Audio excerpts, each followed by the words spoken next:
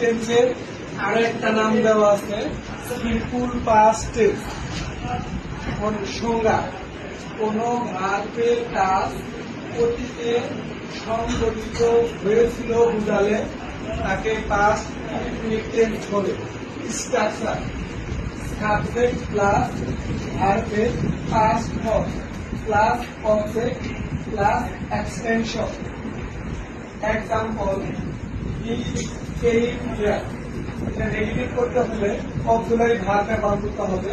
Past indefinite টেন্সের auxiliary verb হলো did.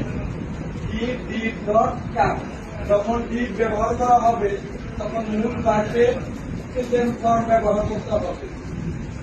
এবং ইনফিনিটিভ করতে হলে অক্সিলারি ভার্ব সামনে চলে আসবে। Did he come here. আর নেগেটিভ ইনফিনিটিভ করতে হলে ডিডন্ট ব্যবহার করতে হবে। এটা আরো একভাবে লেখা যায়, যদি পৃথকভাবে লিখি তাহলে ডিড হি নট ব্যবহার করা হচ্ছে।